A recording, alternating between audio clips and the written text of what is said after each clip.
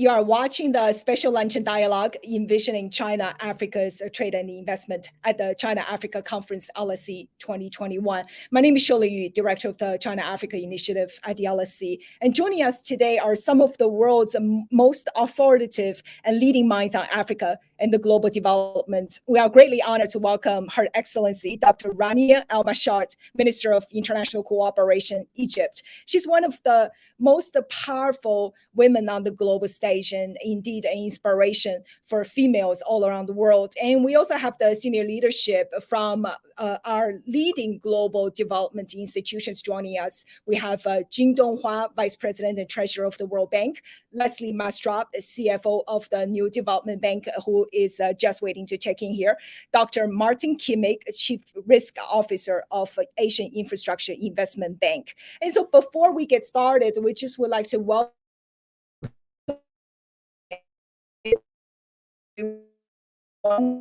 and invite you to please write your comments and questions on our social media platforms and send our distinguished speakers. So first of all, I would love to start with a question for you, Your Excellency. You did mention on CNBC a couple of weeks ago that multilateralism is alive and thriving.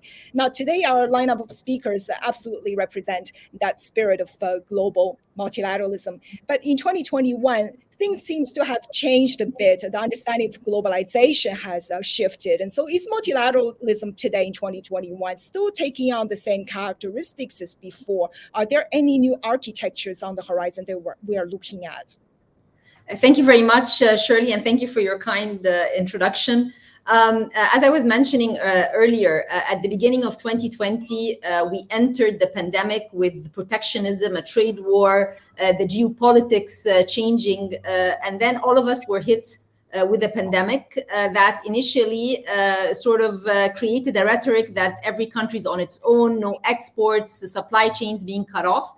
But very soon after, everybody realized that to get out of this global problem, we had to work together.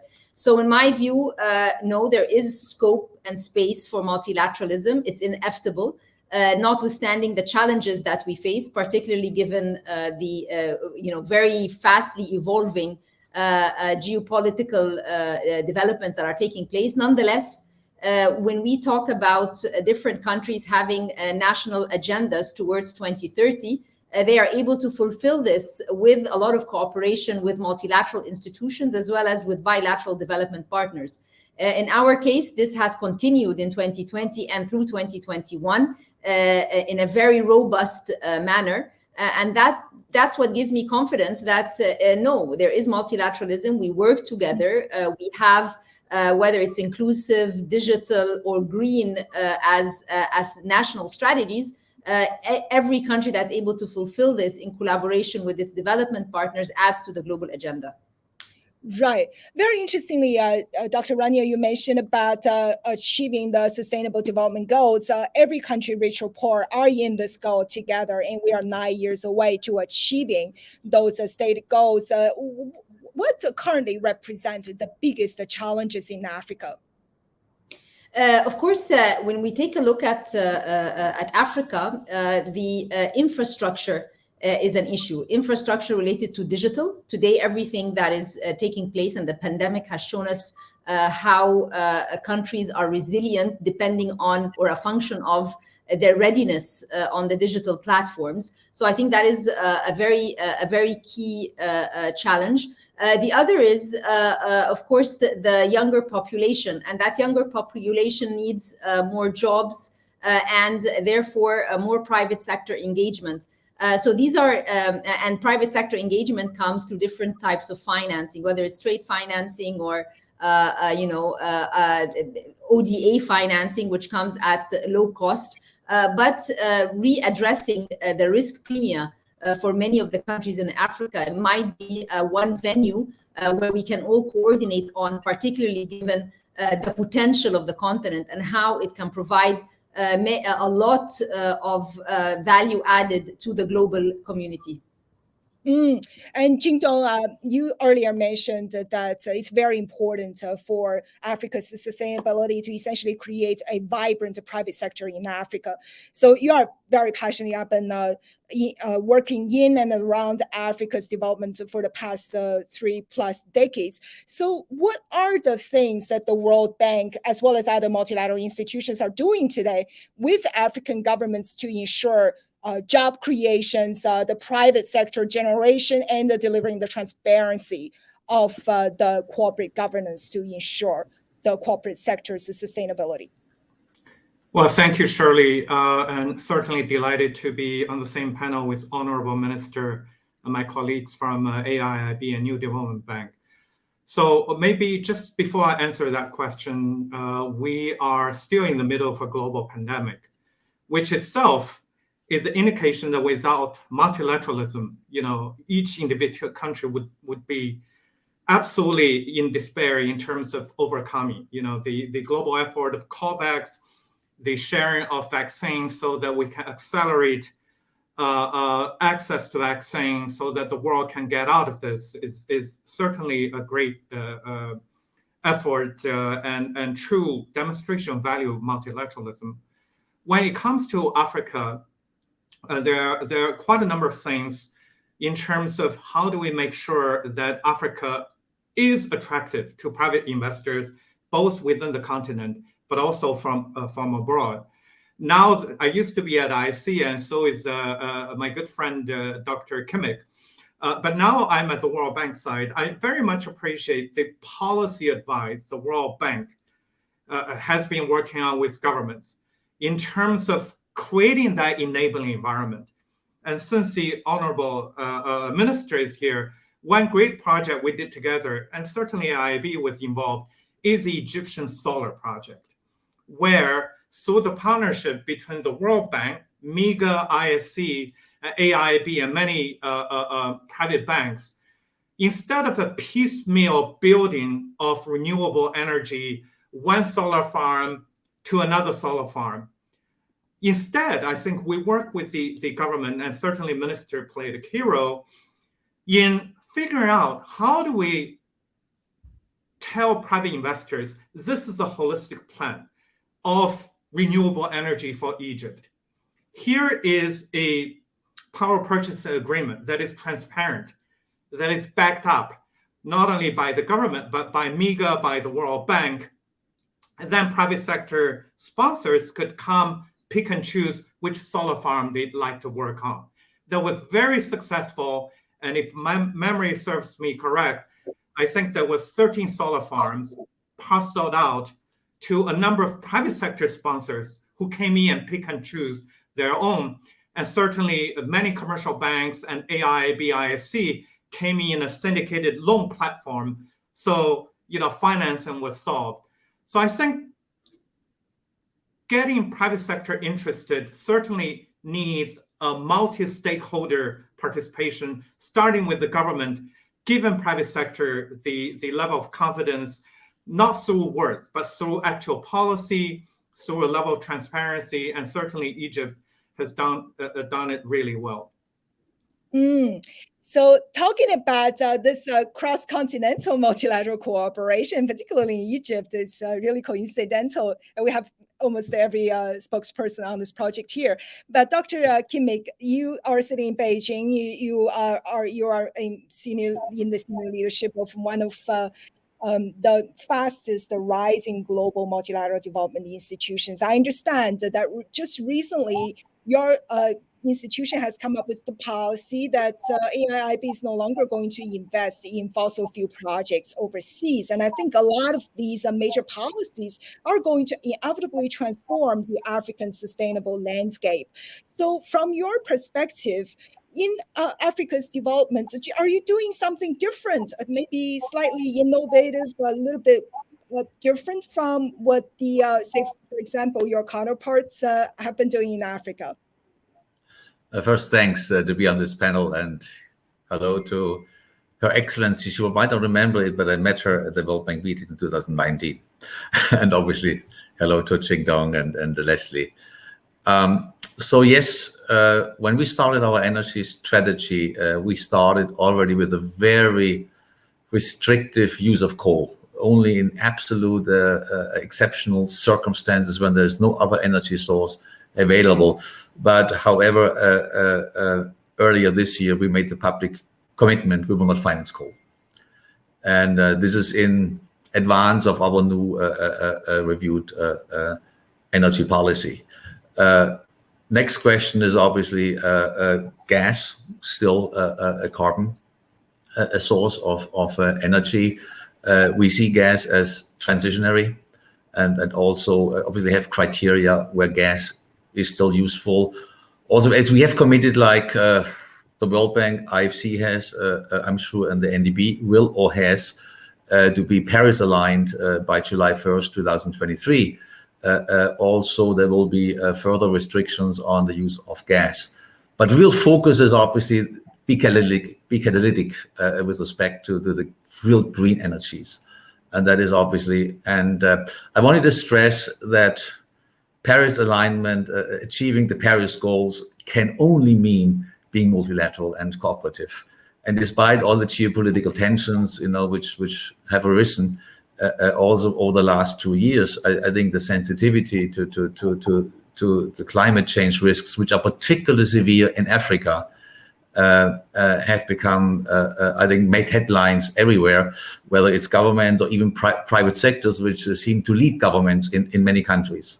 So I'm very optimistic that this is a big area of cooperation. And the project that Jingdong mentioned has taken years in preparation, needed a policy reform to start with. There was personal involvement of Her Excellency that this is going to be delivered, and this indeed was a big success. So we have 103 members today. We have an increasing membership in Africa. Egypt is one of our founding members, and so we obviously have a fast-growing investment program in Egypt, and climate mitigation is a key center stage of what we do, and obviously. In the short term, also we're focusing on crisis response, but going forward, it is one of our stated objectives in Africa, because we do believe that the consequences of climate change in Africa are particularly severe. And if you look at who participated in the DSSI out in Africa, it's 48 countries out of 73. While, objectively debt levels as a percentage of GDP might not be very high, but the ability to endure setbacks is very, very limited because of a very, very small revenue base. Thank you. So the risk is high as well. So Leslie, you talking about sustainability, you are passionate about it. I'm sorry if because of the Wi-Fi issue, we seem to have missed some of your incredible remarks there. But at New Development Bank, it's really interesting when the people, especially our students, when they hear about New Development Bank, they just think it's something new. But it actually came from your predecessor is the BRICS Bank, which was originally the BRICS countries partnership in building this multilateral platform. But you have gone way beyond that original BRICS conception, right? So tell us about your ambitions, particularly in Africa, please.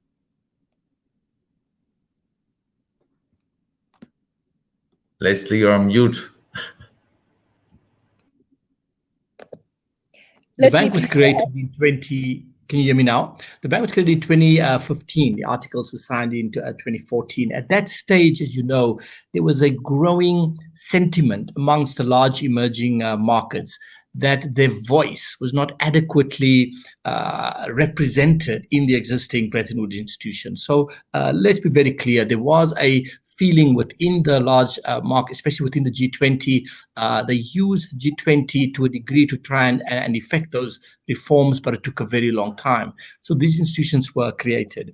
New Development Bank was set up by Brazil, Russia, India, China, South Africa, but the intention has always been to create a new emerging markets focused multilateral institution.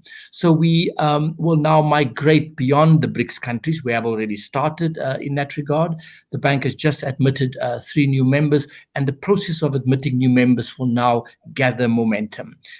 We hope and are very confident that a number of countries from the African continent will also also be joining, and so also Central Asia, Latin America, and so on. So over time, the bank will become a truly global institution. But as I was saying earlier on, there are very unique challenges facing the world right now, and we see ourselves playing a much bigger role in what we would broadly define as the just transition. And by the way, this language is captured in the Paris Agreement on climate change, where it was recognized that there will be winners and losers in this transitions. There are many emerging markets. In fact, let's take Africa. We're talking about energy here. Almost 500 million people in Africa still do not have access to electricity. So forget about the coal debate and the issues around climate change and the concerns about, the global temperatures rising above 2%. We're talking here about day-to-day issues of having access to an important resource like power. Kids cannot study, hospitals cannot function. So as Martin was saying, now we have to make sure that the provision of power is a central objective in the continent. Obviously, there's a lot of large supplies of cheap coal in many countries. How we deal with that is a challenge that multilateral banks have to play a central and leading role in. It's not going to happen magically that all of these coal-fired power stations, let's take South Africa, where I'm from, one province have probably about 70% of the coal-fired power stations called Mpumalanga in South Africa. So all of those jobs in the coal mines, all of the value chains, those towns, like the deindustrialized towns of the developed world 30, 40 years ago, will become stranded and will have massive issues. So I guess what I'm saying is that we have to tilt our focus to ensure that we deal with what is called the just transition, and we provide the transition finance to ensure that workers are retrained, that those stranded assets are not just left unattended, but that there is a process of readjustment. Very interestingly, I know Jingdong mentioned earlier in our fireside chat that the world may perhaps does not really fully appreciate the scale of Africa's geography. So essentially, described that if we just drop the United States, Canada, and China all in Africa continent would still be bigger than the three combined. And so now talking about the infrastructure, that's absolutely massive in order to cover that entire continental development there. So one African leader recently, Her Excellency Ruth Kagia, the Deputy Chief of Staff for the President of Kenya, she had a great thought. She said, one thing I would love to recommend to China is actually to go beyond country-specific approach, to take a continental approach in looking at Africa. And infrastructure has to be interregional, isn't it? Are we moving to that stage where instead of working with countries, sovereign centers, we are essentially looking at Africa continental development as a whole with a unified approach? Any thoughts there, Jingdong, at the World Bank? I know you probably, there's no bigger authority on China-Africa than you are. Well, look, I'm the treasurer of the World Bank, so I don't work on the operational side. But that said, Shirley, I think one thing that we are very excited about is the new digital infrastructure. How could it help Africa to leapfrog, right? For example, access to schooling during pandemic, and that exposed the inequality between OECD countries and many countries that don't have Wi-Fi access. And that also has great implication for financial inclusion, for access to finance, so on and so forth. For traditional infrastructure, and definitely, I think China's example of building roads, and not only analyzing the feasibility purely based on the road itself, but the potential positive network effect, right, for commerce, for manufacturing, for logistics, for supply chain, to factor in the broader benefit. I think that could change the economic analysis of whether building infrastructure makes sense or not. Last point I want to make is that definitely, I think when you compare China with Africa, probably the provinces of China in size are similar to many of the countries, in Africa. And certainly, highways cannot stop at provincial borders. And many of the poorest provinces in China, like Yunnan, Guizhou, once they were, developing and developing very fast infrastructures, then new engines of economic growth came about, from tourism to exotic fruits that only those regions could produce, to other agricultural products, and therefore it actually really triggered new engines of access. For example, I'll give you one example. In Mauritania, camel milk is something that is quite famous, but I think because of logistic restrictions, that camel milk actually cannot be, exported because of the short period. Once when you don't have cold storage, most of them just go bad. So just imagine if you do have infrastructure built around it, whether it's logistics, cold storage, transportation, that could be, a new source of revenue and new source of private sector investment for the country. Let me just stop there. So therefore, the network effect is very interesting. So earlier this morning, we had representatives for the president of the African Development Bank at our opening session. And so indeed, it was truly inspirational. In the speech, the African Development Bank's representative talked about if China could move from a low-income country to a higher middle-income country within one generation, then Africa certainly can too. So it's very, very, we see really, truly a very ambitious agenda on the horizon there. So Your Excellency, what are some of the fundamental prerequisites you think Africa needs in order to achieve that sort of grand agenda? Let me say a few things in the Egyptian context and then the continental, or in the continent. The example of Binban solar panel was mentioned. How did that come about? There was a structural reform introduced by the government, the feed-in tariff. So there was a realization that in order to open the potential for a sector, we needed to do a certain regulatory reform, which we did take into account. Once that took place, you were able to mobilize multilateralism in the sense that you had the different multilateral development banks there, you had the private sector. So this is an example. If any country is focused enough, knowing where it needs to push, I believe that that opens the doors. Seriousness, clarity, follow-up, and transparently mentioning what you're doing. So these are things that we have been able to do on a national stage, and this has helped us tremendously. Sorry about that noise. So in our case, for example, the official development assistance portfolio is $25 billion across various sectors. So this is an example.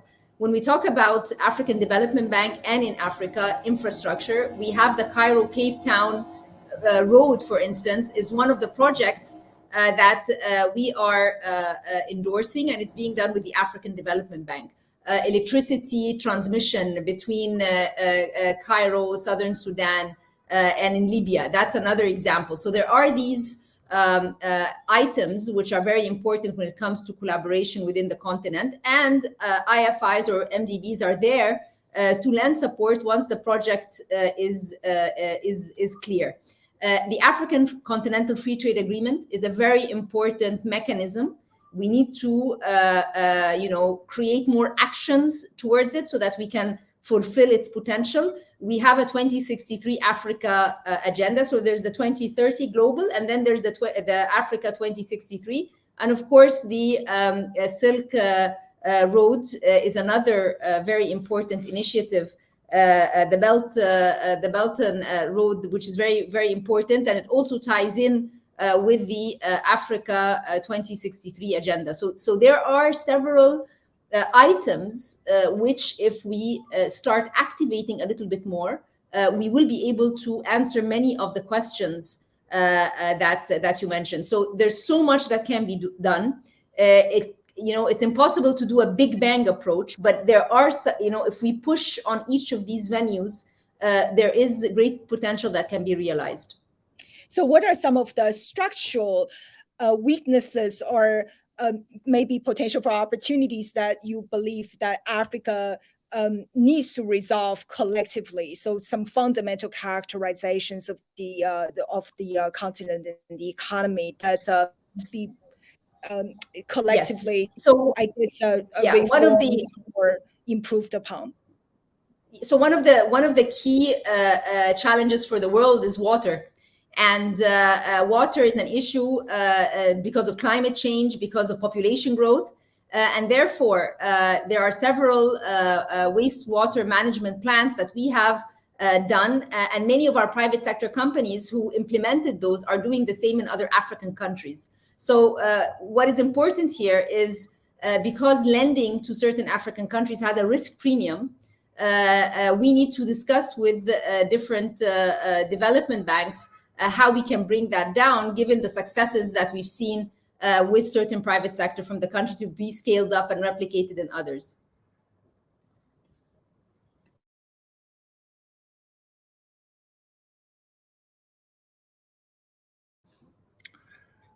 I think we've lost Shirley.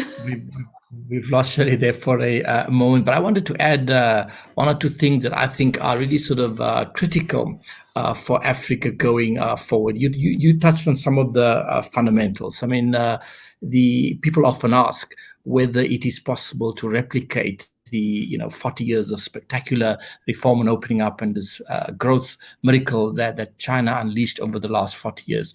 Could that be replicated in Africa? I've lived in China now for the last 6.5 years, and I've often thought about this issue. And people, often wonder what are the lessons that one can take from this experience.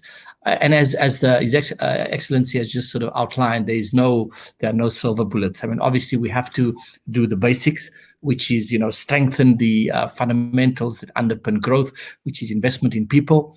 Ultimately, development is about human capital and building strong institutions. There's things, building a regulatory framework and investment-friendly ease of doing business. All of those things matter, but ultimately, as Jingdong outlined at the beginning, it's really about sustainable development. It's about developing people, human capacity, and developing institutions. So that is a long-term endeavor. We cannot have, elements of a sort of 5 or 10-year sort of strategy, hoping that we can replicate what China has done.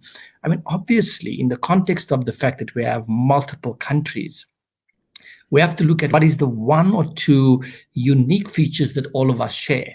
And the one really most valuable asset that we have are our people. We have the youngest population. We will have the biggest working age population by 2034 in the world. Africa, as you know, will be the size of China and India combined by 2050. In the context of an aging world, this is a most valuable asset. So investment in human capital is at the heart of a rejuvenation strategy for Africa, in my view. So Leslie, you earlier mentioned the mission of the NDB is essentially to create a multilateral development bank more for the emerging world. I'd love to come back to that point and specifically invite you to address what are some of how does that imply about the principles and the execution of the new development bank today that are slightly perhaps different from the standard understanding of multilateral development? How do you address that new emerging world need? I mean, I'd say the bank in every respect represents, as I said earlier on, the sort of core architecture of what the other multilateral banks have. However, as I outlined earlier on, there are unique sort of aspirations and there are unique features of developing countries and emerging markets which has to be taken into account. So the way the ownership structure works of the bank, 80% of the equity of the new development bank will always be held by emerging markets. So we will have non-borrowing members, and we hope we will get non-borrowing members in very soon, because we already have one, which is United Arab Emirates, but we hope to get significantly more developed countries in, because these are highly rated countries. They bring some very unique additional strengths to the institution. So we're not saying that we're building a exclusive borrowers club, because that is not the intent. However, as I mentioned earlier on, we do want to see what new can we do.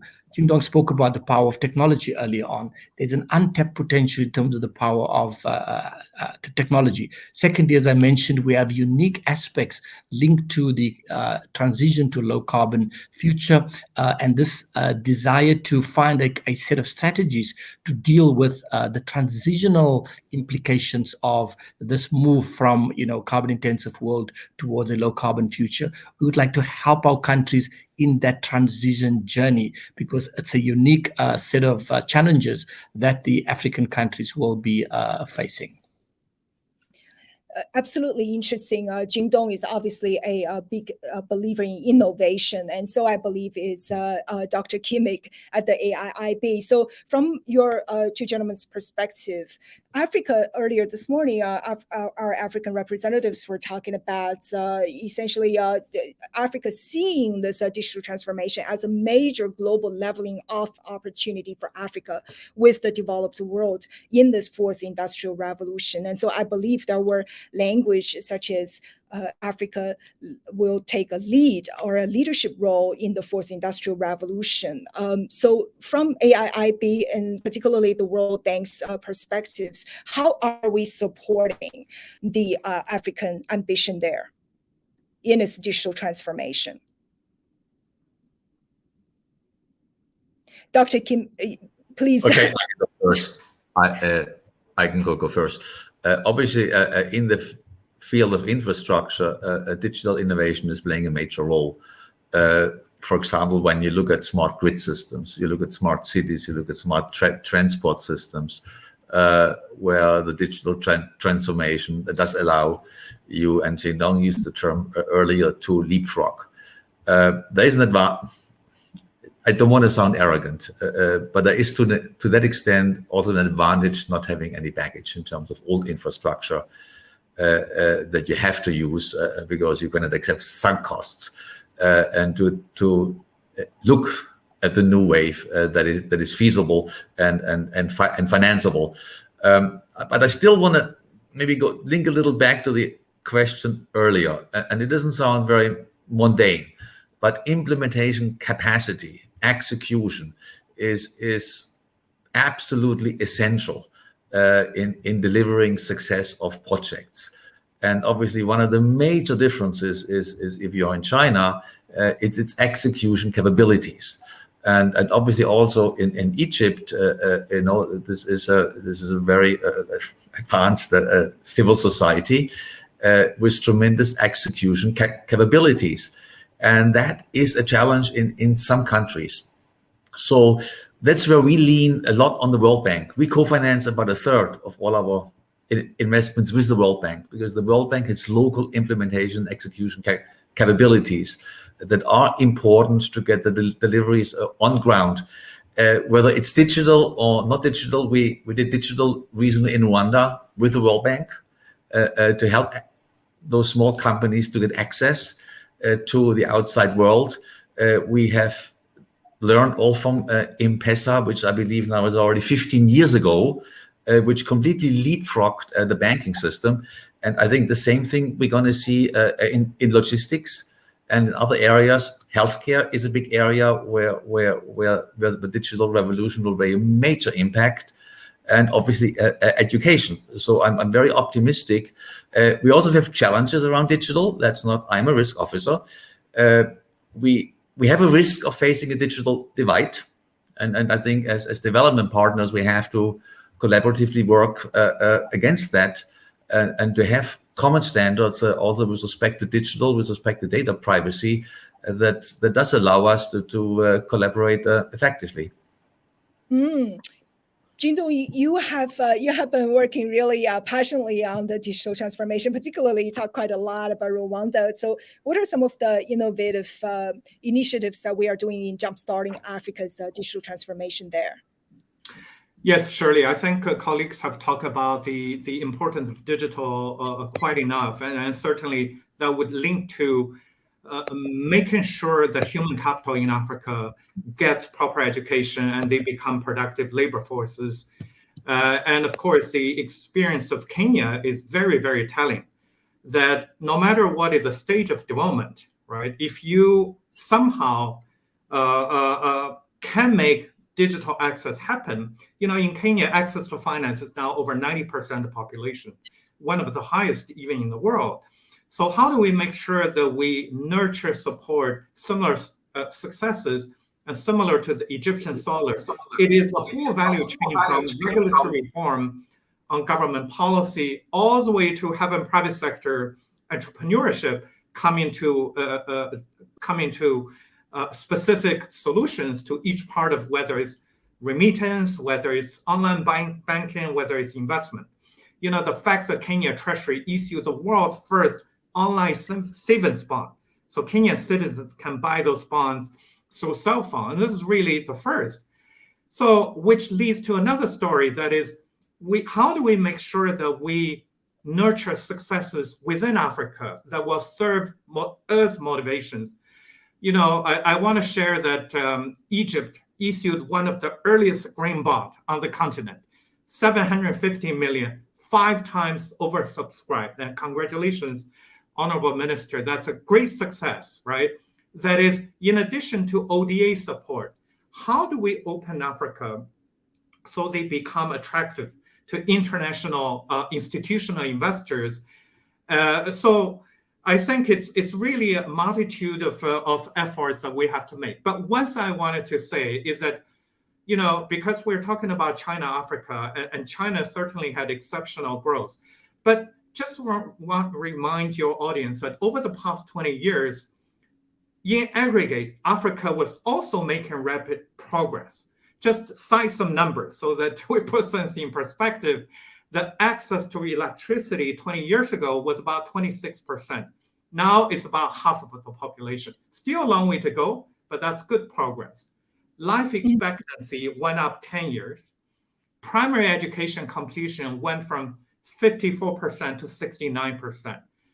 And per capita GDP income went from $550 to $15,000, tripling over the past 20 years. So if the same trend continues, including with better infrastructure, better education, a coordinated policy reform, and as Martin said, great execution with good governance, transparency, I'm very optimistic about the future of Africa. And talking about creating a continental example for the rest of the economies, Your Excellency, Egypt is a highlight of African growth, I should say, particularly post the COVID-19. Egypt was one of the strongest economies in 2020 and it continues in 2021. Your debt to GDP ratio is a little over 90%. How did you do that? Let me just say that we also need to encourage South-South cooperation, and that is something that we launched we had a conference 2 weeks ago, the Egypt ICF, International Cooperation Forum, and one of the key highlights was to institutionalize South-South cooperation. So examples, as were mentioned, the green bond or the solar plant, or how we involve the private sector in the big projects that we do with the multilateral development banks, how their capacity has grown. I think there's a way and a need to actually showcase what has worked so that we save time, and also scale up what has worked so that it is easier for those who want to finance. In our case, the 2% growth in 2020, despite everything that was happening around us, came because there's a belief that reform is a continuous process. We started very serious economic reforms on the fiscal and monetary side in 2016. That continued through 2019. Then structural reforms were taking place. So when the pandemic hit, we had enough buffers to get us through. And also we did not do a full lockdown. So there were important steps that we were very preemptive before the pandemic. And that's why in good times or in bad times, you need to reform. And given the dynamism in the world today, the amount of reforms that any government has to do keeps on changing by the day. So you have to be very agile and be able to incorporate this in our policy frameworks. Something else, just to conclude on multilateralism, in 2020, we launched principles of economic diplomacy at the Ministry of International Cooperation to try and actually have stakeholder engagement across our dealings with the international community. So we had multi-stakeholder platforms where the IFIs would be there with line ministries to hear the reform process and what financing needs are needed. Then we did a matching or a mapping of ODA financing to SDGs. So this is very important because every multilateral or bilateral development partner can know their dollar contributes how much to the global agenda. And this, we publicize it on our website, and the methodology can be used by other countries. And then finally creating a narrative that can be consistent across our multilateral friends. And that is people at the core, because everything we do is for people, projects in action, and purpose as the driver. So these are just some of the elements that we try to reflect on multilateralism, but there's a host of reforms that the government has done to be able to weather this storm and give us the potential, the momentum through 2021, with growth rates expected to be higher than 5%. That's truly amazing. So before we wrap up, given the limitation of time, we truly hear a much stronger sense, and really is a sense of hope for the revival of global multilateralism and going stronger, particularly in the world's developing regions. And so with that, I would love to, again, ask on behalf of our LSE students a question, because today we have the World Bank, we have the AIIB and the New Development Bank coming out of the emerging world, and we have the world's one of the strongest economies here. So what are some of the advice that you may give to our students and maybe our young audience all over the world, if they were to aspire for a global development career, some sort of career aspirations to follow your footsteps? What are the quintessential qualities that they need to possess today? Maybe we can start with you, Jingdong. Thank you so much for your time. Certainly, my own journey in multilateralism over the past almost 30 years,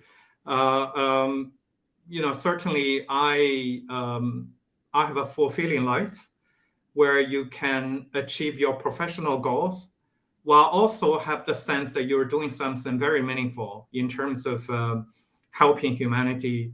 So for the younger generation, I certainly hope that you will use your creativity, your passion, to find new solutions so that, we can achieve the SDG, have a green and blue planet that is comfortable to live, and certainly something that we look for the next generation to carry the flag, and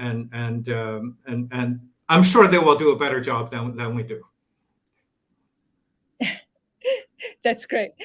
What about you, Martin? Maybe we'll just take a clock. Oh yeah, I'm sort of a classical career. I'm almost embarrassed. PhD in economics, joined the World Bank as a YP, global fixed income trader, because I found the initial development work a bit too slow and too boring. And then left Treasury to join IFC, the Asian crisis, 98.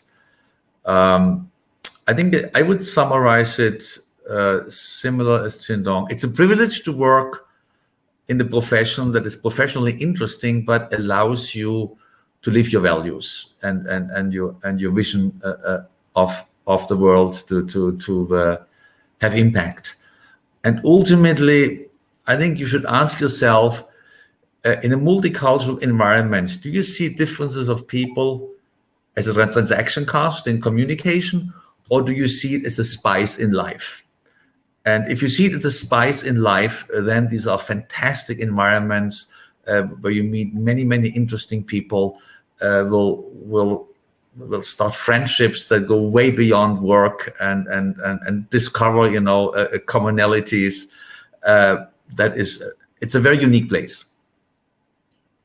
We can actually see that it's indeed a small world as well. Well, Your Excellency, everybody seems to have a PhD in economics. Is that a quintessential criteria here? Is there we need a variety of global talents, right, in various calibers? What's your advice? Absolutely. I mean, I think that the key lesson for me has been humility. In order to be able to collaborate with colleagues, I used to be at the IMF as an EP, and then I went back as advisor to the chief economist. I was at the central bank as sub-governor, and then a minister of tourism, and now minister of international cooperation. And I think what is key in any job you take, or in designing an ability to sustain your career, you have to be humble. You have to be humble with those around you. You have to listen very well. You learn from people. Ricardo was correct. There's a comparative advantage, and we all complement one another. And that complementarity is really what I think also defines multilateralism. Mm. And Leslie, what's your advice to the young African students out there? It's always good to be last, because I can just echo what the previous three speakers have said. But in brief, I mean, I would say that, just imagine yourself what the world would have been like if we faced COVID, each one to his own. And COVID really sort of, in that sense, demonstrated the value and importance of multilateral institutions. Most of the biggest, most intractable challenges the world face right now, whether it's the pandemic, whether it's climate change, whether the challenge of refugees, none of these things we can sort out just by ourselves in each of our countries. So multilaterals have a very, very important, and will become even more important into the future. And as Martin of Jingdong has said, you can feel and touch what we do. I spent the better part of my career in Goldman Sachs. I was also vice chairman at Barclays Capital, as well as with the Bank of America, Merrill Lynch, doing mergers, acquisitions, doing traditional corporate finance, if you like. But I find the work so much more fulfilling over the last 6.5 years in multilateral development banking, because we work across borders. We work for future generations. We live our values, as Martin has said. Well, thank you so much, Your Excellency, and all our fantastic speakers from the best, career examples from our world of development institutions. So today, allow me to thank everyone on behalf of the Firoz Lalji Institute of Africa, and thanking our students for tuning in today. And most importantly, thank you, Your Excellency, Dr. Rania Al-Mashat, Jingdong Hua, Vice President and Treasurer of the World Bank, Leslie Maasdrop, CFO of New Development Bank, and Dr. Martin Kimmig, Chief Risk Officer of the AIIB, for joining us today. And I'm sure our students will continue to seek for your inspiration and advice in the years to come. Thank you for your time. Bye-bye. Thank you very much. Bye. Thank you. Thank you. Bye-bye.